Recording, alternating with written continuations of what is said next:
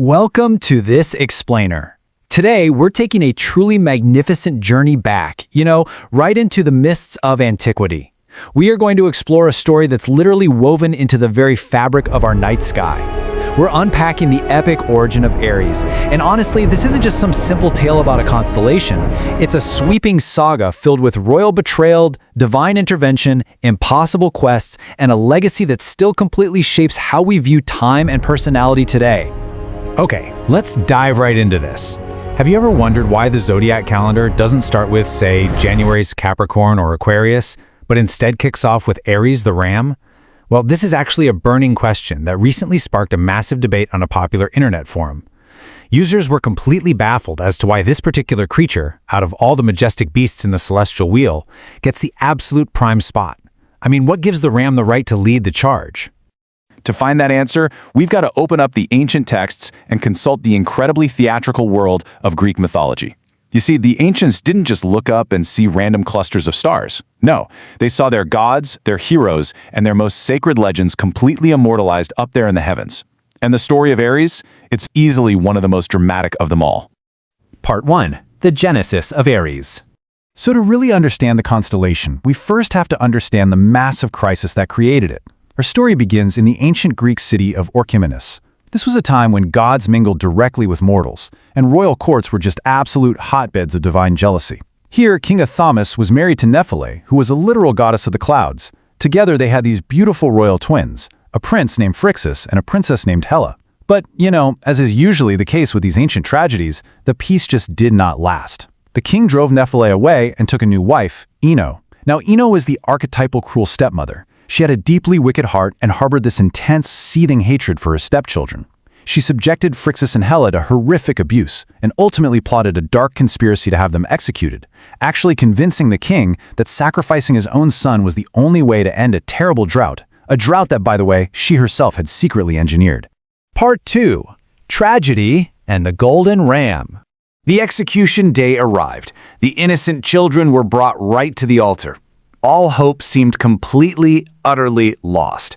But the cries of the royal twins and the despair of their cloud nymph mother did not go unheard up in the halls of Mount Olympus. Just as the executioner's blade was about to fall, a breathtaking miracle happened. From the heavens above, sent directly by the supreme god Zeus, and in some accounts aided by Hermes, the god of speed, down descended this magnificent, magical beast.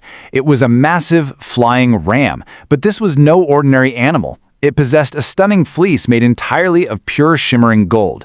It swooped right down to the altar, presenting itself as a divine getaway car, basically, for the terrified siblings. Let's move to and see how this builds chronologically, because this flight was definitely not a smooth ride. First, on execution day, Phrixus and Helle leap onto the back of the golden ram, and it launches into the sky, fleeing the wicked stepmother. But then, tragedy strikes mid-flight. As they're soaring high above the roaring ocean, Princess Helle loses her grip. She tragically falls from the ram's back and plummets into the strait below. That body of water? The Greeks would forever after name it the Hellespont, or Sea of Helle, in her memory. Heartbroken, but carrying on, the ram flies for days, safely delivering Prince Phrixus to the distant eastern land of Colchis on the shores of the Black Sea. Finally, in the aftermath, to honor the gods and return the creature to the divine realm, Phrixus has to make the heavy decision to sacrifice the very ram that just saved his life. Part 3. Origin of the Aries constellation. That sacrifice, however, was definitely not the end of the Golden Ram. In the world of myth, a noble death often leads to the absolute highest form of eternal glory. Supreme God Zeus was so incredibly moved by the ram's loyalty, its fearless bravery, and its ultimate sacrifice that he decided to immortalize it forever. He placed the golden ram high up in the night sky, transforming it into the constellation we know today as Aries. And this finally answers our initial question. Why does Aries lead the zodiac? Well, because the ram was a true pioneer, a fearless leader who dove headfirst into danger to save the innocent. Astrologically speaking, the sun enters Aries at the exact moment of the vernal equinox, the very first day of spring, which perfectly symbolizes a pioneering new beginning, a fresh cycle of life led by the brave ram. What's really fascinating here is how deeply this astrological logic is baked into language all across the world. Take the Thai language, for instance. Our sources reveal this amazing etymological connection. The Thai word for the month of April is Mae Sayon. Now, this word is actually a combination of two ancient terms, mes, which translates directly to ram, and ion, which translates to arrival. So, the very name of the month literally means the arrival of the ram. It perfectly describes the time of year when the sun journeys into the Aries constellation, beautifully grounding this epic myth right in our everyday reality. Part 4. The Golden Fleece Legend. So while the soul of the ram was elevated to the stars, its physical legacy, that magnificent shimmering golden coat, remained right here on Earth. And this leads us to one of the most famous sequels in all of mythology. Prince Phrixus gifted the golden fleece to King Aeetes of Colchis. Naturally, the king realized the immense value of this divine artifact and took, let's just say, extreme measures to protect it. He hung the golden fleece on a massive oak tree in a sacred, shadowy grove dedicated to Aries, the god of war. But a simple lock and key wouldn't cut it for the god's gold. The fleece was fiercely guarded day and night by a monstrous, terrifying dragon. I'm talking about a colossal beast that literally never slept, keeping its unblinking eyes forever fixed on the golden prize. This insanely guarded treasure set the stage for the legendary hero Jason.